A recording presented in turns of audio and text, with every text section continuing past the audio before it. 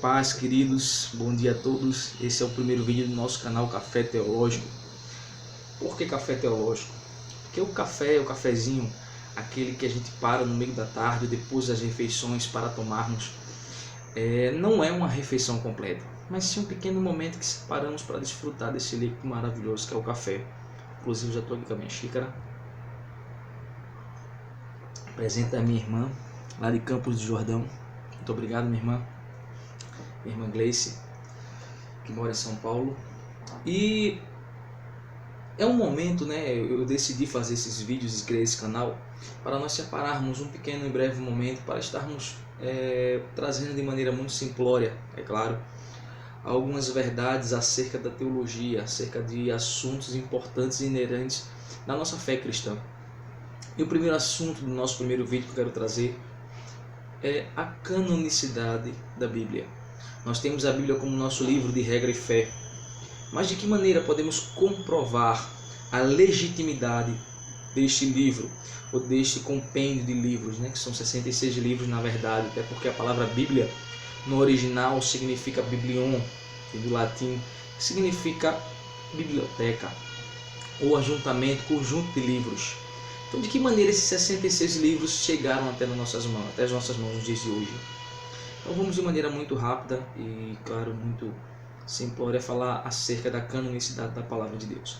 Mas em primeiro lugar eu queria deixar para você um entendimento do que significa a palavra cânon. A palavra cânon no original vem do grego, que significa medição, ou instrumento de medir.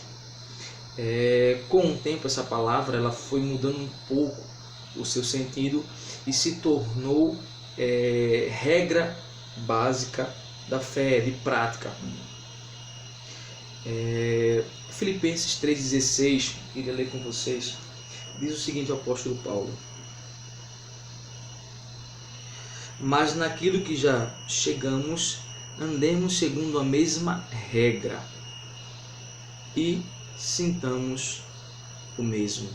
Essa palavra regra, que deixa eu mostrar para vocês, não sei se vai dar para ver aí, na Bíblia a palavra-chave, acho que não dá muito para ver não, a câmera não está legal. Mas tá aqui, ela está sublinhada. E lá no seu significado, essa palavra-chave, essa Bíblia eu indico a vocês, que é uma Bíblia muito boa, porque ela traz o significado original de cada palavra. A Bíblia palavra-chave, ela vem nos trazendo aqui o significado da palavra cano. Cane, ou uma cana ereta, uma vara, uma regra. Sentido figurado, um padrão de fé e prática. Consequente, um limite, uma esfera, linha, regra, governo. Então esse é o significado que a Bíblia, a palavra-chave, traz da palavra cano. Então, a Bíblia, para que ela chegasse até nós, para que ela pudesse receber essa nomenclatura da canonicidade, os livros eles pudessem ser compreendidos como livros aceitos e inspirados por Deus, eles passaram por uma série de vamos dizer assim, de testes, passaram por uma regra, eles foram medidos para que pudessem então perceber a originalidade, a canonicidade e a autoridade desses livros como inspirados. Mas de que maneira essa canonicidade, quais foram os testes, de que maneira ao longo do tempo foram medindo essa inspiração acerca dos livros, Como foram definidos esses livros? Por exemplo, na igreja primitiva, os pais utilizavam dessa palavra, cânon, para referir-se aos credos. Mais tarde foi utilizado para referir a lista de livros bíblicos que passaram por certos testes de regra, por isso se chamaram canônicos. Lá em 2 Timóteo capítulo 3,16 vai dizer que toda a escritura ela é inspirada por Deus. Só que além da própria palavra ela se intitular como inspirada, para os estudiosos da época, para os pais da igreja, não era o suficiente para apenas para que pudéssemos tratar da inspiração dos livros. Até porque quando a Bíblia fala que toda a escritura é inspirada, no livro de 2 Timóteo, o cânon ainda não estava fechado. Ainda não tinha-se essa ideia completa de quais livros eram realmente inspirados. Então por isso que apenas uma citação de um texto de Paulo não seria o suficiente para definir quais livros eram verdadeiramente inspirados. Mas além dessa própria citação da própria escritura dizendo que ela era inspirada, os estudiosos da época criaram mecanismos para poder analisar. Eles eram estudiosos que se reuniam para tratar desse assunto. Porque o que acontece? Até a morte do último apóstolo, o apóstolo João, o cânon, principalmente do Novo Testamento, não havia sido fechado. O cânon das Escrituras ele só foi fechado por volta de 326, se eu não me engano, lá no 4º século. E o último apóstolo morreu no ano 100, de 90 a 100, do 1º século ainda. Então, os livros ainda eles estavam muito soltos, né? Muitos outros escritos circulavam também entre os livros que nós consideramos sagrados hoje. E a igreja percebeu que havia uma necessidade de eles definirem quais seriam realmente os livros inspirados por Deus, os livros que seriam autoridade para a igreja, para que a igreja pudesse seguir como regra de fé. Então eles foram estudando os livros profundamente, minuciosamente, mas é claro que a grande responsabilidade de definir quais eram os livros inspirados não estava sobre os homens. Deus, como sempre, regendo toda a história, com a sua providência divina, ele foi guiando esses homens da mesma maneira que ele foi guiando os autores, os escritores da Bíblia.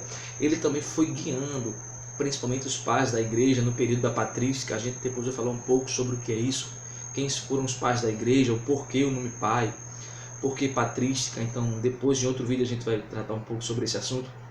Mas Deus, na sua providência, ele foi conduzindo também esses homens para que pudessem estar selecionando no meio de uma coletânea extensa de livros religiosos que foram escritos também pelos pais da igreja.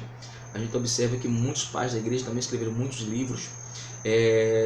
Nos livros do Mar Morto também foram encontrados mais de 500 rolos de papiros acerca do judaísmo, acerca do próprio Deus, enfim, livros religiosos, porém nem todos foram considerados inspirados. Então foi uma tarefa árdua em que o Espírito Santo ao longo da história foi conduzindo toda a humanidade, todos os pais da igreja ali, os homens responsáveis por conciliar esses 66 livros que nós temos até hoje. E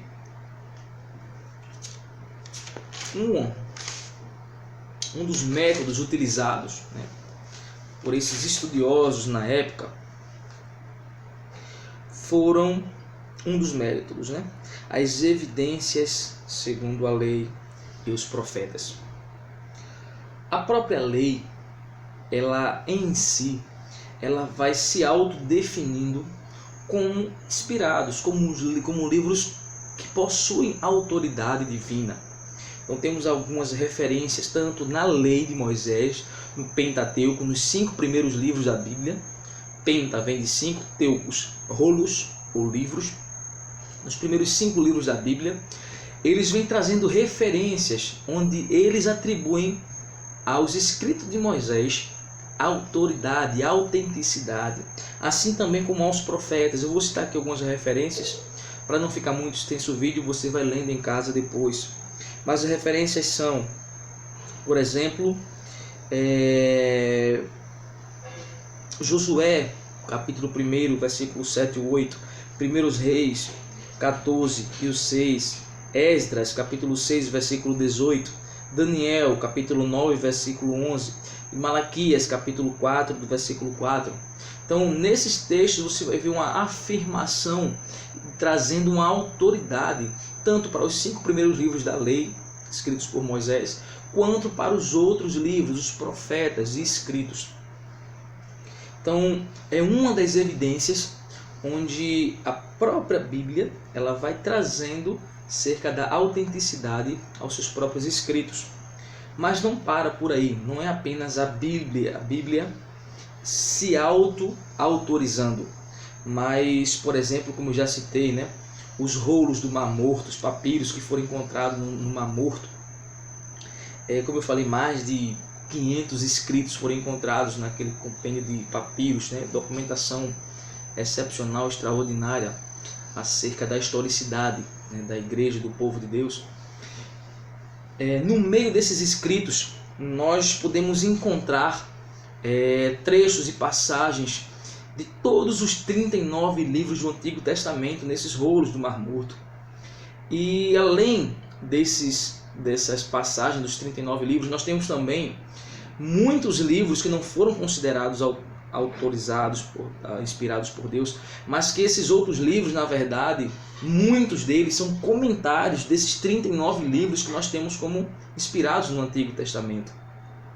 Então, essa coletânea de papiros encontrados no Mar Morto também traz uma forte evidência de que esses 39 livros do Antigo Testamento são livros inspirados por Deus e que têm autoridade como palavra de Deus, onde vários trechos, além de citar os livros, também citam e trazem esses livros como escrituras, ou como palavra de Deus. Então, também é uma evidência da originalidade, da autenticidade, da inspiração dos livros do Antigo Testamento. Além dos manuscritos do Mar Morto, temos também o prólogo eclesiástico, onde no início desse livro, que é um livro apócrifo, não é um livro inspirado, pelo menos não é considerado para nós cristãos um livro inspirado, é considerado, por exemplo, para a Igreja Católica, e depois a gente vai citar um pouco de que maneira há essa divisão, porque os apócrifos são aceitos pela Igreja Católica e não são aceitos por nós.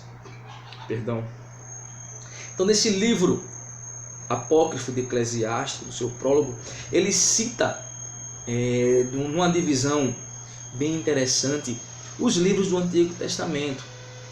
Porque, olha, deixa eu abrir só um parênteses aqui, nós como cristãos, né, e reconhecemos os 66 livros da Bíblia inspirados, não aceitamos os apócrifos, nós não aceitamos como inspirados por Deus, mas são livros interessantíssimos, né, para uma busca e pesquisa histórica, né? Eles nos trazem uma fonte histórica muito rica e importante. Então, a nível de conhecimento, a nível de historicidade, os livros apócrifos são muito importantes, né, acerca do estudo, né? Nós não temos como palavra de Deus, mas como base histórica são muito importantes. Então, esse livro de Eclesiástico vem trazendo uma divisão interessante acerca do cânon do Antigo Testamento. Ele vem trazendo uma tripla divisão, onde o próprio Cristo também faz essa tripla divisão dos livros do Antigo Testamento, como lei, profetas e hinos, ou cânticos, ou salmos, onde o próprio Cristo também no Novo Testamento vai trazer essa argumentação. Então, mais uma evidência, né, de um livro apócrifo dando autoridade aos 39 livros do Antigo Testamento que nós consideramos como canônicos. Além do prólogo eclesiástico, nós temos também o historiador do primeiro século, Flávio Joséfo, né, onde muito bem antes, mais de quase 200 anos antes quase 300 anos antes do cânon se fechar, o próprio historiador Flávio Joséfo, ele afirma, né, em seus escritos, que os próprios judeus, eles já aceitavam os 39 livros do Antigo Testamento. É claro, de uma divisão um pouco diferente da nossa, como por exemplo, o livro de Esdras e Neemias, para nós são 2 livros, para os judeus é um livro só. 1º e 2º Reis, para ele é um livro só. 1º e 2º Crônicas, para eles é um livro só. Então, de uma maneira um pouco diferente, uma divisão um pouco diferente, mas os 39 livros são aceitos pela comunidade judaica da época, mesmo quase 300 anos antes do cânon se fechar. Então o próprio historiador Flávio Josefo vem trazendo essa base histórica para nos confirmar a canonicidade do Antigo Testamento. O Sínodo de Jamnia também é outra evidência em que traz fortes relatos, né, e uma vasta substanciação a essa canonicidade do Antigo Testamento. Né, o Sínodo de Jamnia, né, que aconteceu cerca de 90 depois de Cristo, né, no período mais ou menos do apóstolo João. O que era esse Sínodo de Jamnia? Era uma escola de rabinos onde eles se dedicavam única e exclusivamente para tratar e estudar a canonicidade, a inspiração dos livros. Como eu falei, eles tinham a necessidade de entender quais livros eram realmente inspirados por Deus pela vasta, né, quantidade de escritos que haviam naquela época. Então, a escola literária da época era muito rica. Então, temos muitos e muitos livros escritos naquela época, mas que historicamente são importantes, mas que não são inspirados por Deus. Então, essa comunidade rabínica, né, lá no Sínodo de Jamnia, eles se debruçavam a estudar essa canonicidade. E também nesse Sínodo de Jamnia, eles entendiam, eles chegavam num consenso de que os 39 livros do Antigo Testamento eram livros inspirados. É claro que havia algumas disputas, como por exemplo no livro de Eclesiastes, o livro de Esther, o livro de Cantares de Salomão. Foram livros que eles demoraram um pouco a serem aceitos pela comunidade judaica também e pelo Sínodo de Jamnia, mas que posteriormente eles foram reconhecidos como livros inspirados por Deus. Além do código do Sínodo de Jamnia, também tiveram a afirmação dos pais da igreja, né? Irineu, Tertuliano, Agostinho, entre outros pais da igreja, que, como eu falei, a gente vai estudar um pouco acerca da patrística também nos próximos vídeos. Mas eles também, em suas listas, em suas cartas, eles afirmam veemente e citam os 39 livros do Antigo Testamento. E isso também nos traz uma forte evidência da canonicidade, da autenticidade, da inspiração desses livros no Antigo Testamento. Com exceção de Agostinho. Agostinho era um pai da igreja muito respeitado, Agostinho de Hipona, um dos grandes referenciais. A gente vai tratar um pouco sobre ele quando a gente for estudar um pouco da patrística. E Agostinho de Hipona, ele era um dos que defendiam os livros que nós hoje conhecemos como apócrifos. A palavra apócrifo no original significa oculto ou escondido.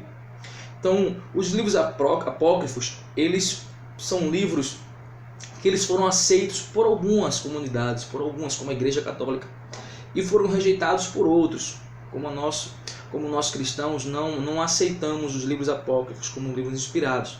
Mas até o próprio Agostinho, que defende a autenticidade desses livros, né, e aceitam os livros apócrifos, Agostinho, ele reconhece que esses livros eles não são plenamente inspirados, ou ele não reconhece a autoridade plena desses livros, que esses livros só foram inclusos no cânon na Igreja Católica no ano de 1546, no Concílio de Trento. Mas até lá eram livros que eram muito disputados e não aceitos por muitos. Mas em 1546 a Igreja Católica resolve acoplar em seu cânon esses livros, nós consideramos como livros apócrifos. Estou vou citar alguns aqui, como Judite, Tobias, Eclesiásticos e entre outros. E existe também alguns livros chamados pseudo, deixa eu ver o nome aqui que eu esqueci agora. Pseudocanônicos, que são livros que foram rejeitados por todos. Inclusive o livro de Judas, ele cita um trecho desse livro, que é o livro de Enoque, por exemplo. É um livro que, mesmo a Bíblia citando ele, Judas cita ele, mas como fonte histórica, mas não são considerados livros inspirados por ninguém. Então, por isso que eles são considerados pseudocanônicos, né? Pseudo vem de falso. Então, esses livros, como Enoque, por exemplo, eles também são úteis como fonte histórica, mas não são considerados inspirados por Deus, diferente dos apócrifos, que são aceitos por alguns. Os pseudocanônicos não são aceitos por nenhum.